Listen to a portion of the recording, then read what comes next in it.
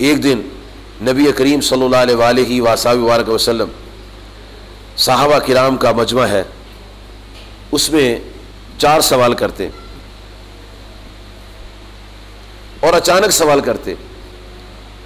امام مسلم نے صحیح مسلم میں عربی چھاپا جو ہمارا پاکستان کا ہے، اس میں جلد نمبر 2 صفحہ نمبر 272 پر اس کو نقل کیا۔ مشکات شریف میں صفحہ نمبر 167، بہقی شریف جلد 4 صفحہ 189، الترغیب و ترہیب جلد 4 صفحہ 319، شرح سنہ جلد 6 صفحہ 147، کنز المال جلد 12 صفحہ نمبر 512۔ ان تمام احادیث کتب حدیث میں یہ روایت آتی ہے، راوی ہے جناب حضرت ابو ہریرہ رضی اللہ عنہ۔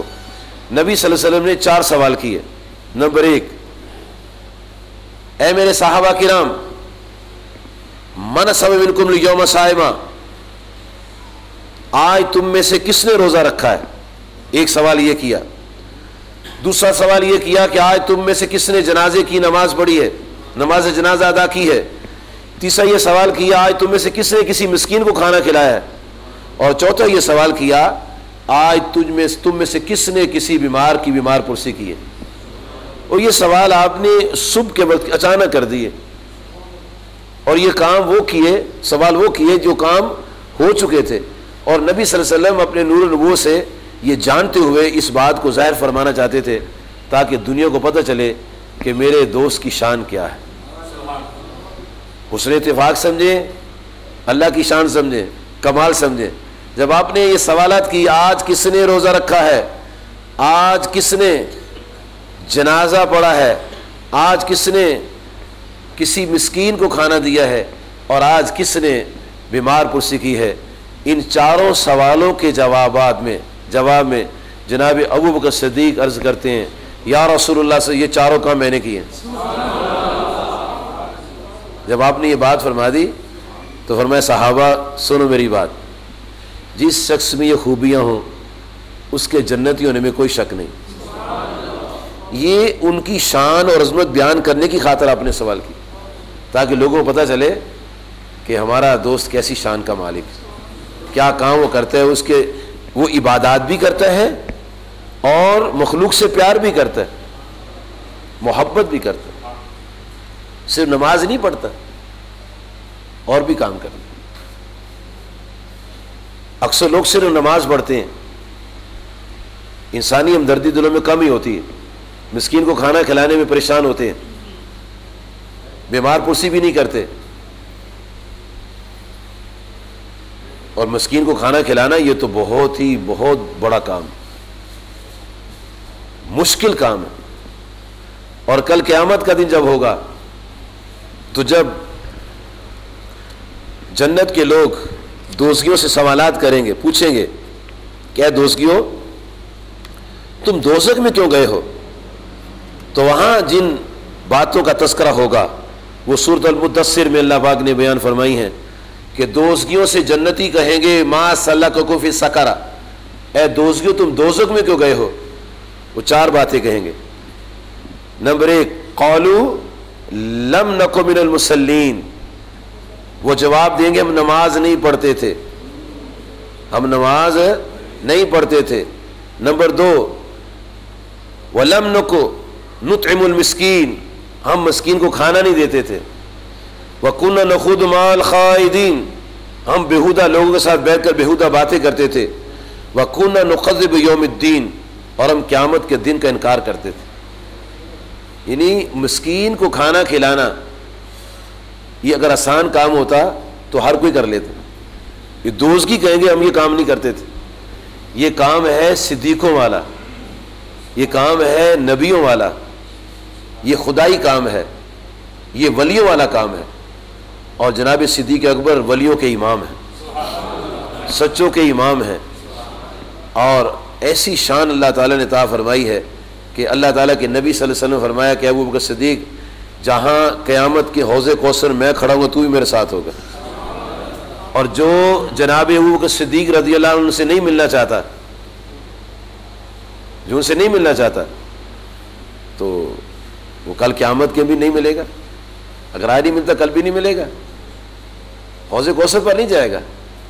نبی صلی اللہ علیہ وسلم نے ان کو اپنے ساتھ رکھا ہوگا تاکہ جتنے پیارے صدیق اکبر کے ہیں وہ میرے پاس آئیں گے اور جو ان کے مخالف ہیں وہ پرے پرے رہیں گے۔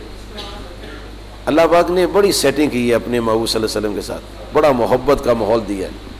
اب یہ جو بات نبی صلی اللہ علیہ وسلم فرمائی ہے کہ جس میں یہ 4 خوبیاں ہوں گی اس کے جنتی ہونے میں کوئی شک نہیں ہے، کسی نے کوئی بات نہیں کی ہے کہ اختتام پر دیکھنا چاہیے کہ بندہ اختتام اس کا کیسے ہوتا ہے۔ آج جو عمل کرتے ہیں ان پر فیصلہ نہیں، اختتام پر فیصلہ ہے۔ تو جب نبی صلی اللہ علیہ وسلم فرماتے ہیں اس کا مطلب ہے آپ صلی اللہ علیہ وسلم کو ان کے اختتام کا بھی پتا تھا، ان کا اختتام کیسے، تبھی تو یہ بات فرمائی ہے نا کہ ایسی جس کی صفات اس کے جنتی ہونے میں شک نہیں ہے۔ اور نبی صلی اللہ علیہ وسلم لوگوں کے اختتام کو بھی جانتے تھے۔ ایک جہاد میں ایک بندہ بڑے بندے کافر مار رہا ہے، بڑے کافر مار رہا ہے، اور صحابہ نے کہا یار یہ تو جنتی ہے، یہ جنتی آدمی ہے۔ جب نبی صلی اللہ علیہ وسلم نے صحابہ کی بات سنی فرمایا یہ دوزگی ہے، یہ صحیح بخاری میں آتا ہے، فرمایا یہ دوزگی ہے۔ صحابہ بڑے حیران ہوئے لیکن اعتراض نہیں کیا اور نہ نفی کیا آپ کی بات کی، فرمایا یہ دوزگی ہے۔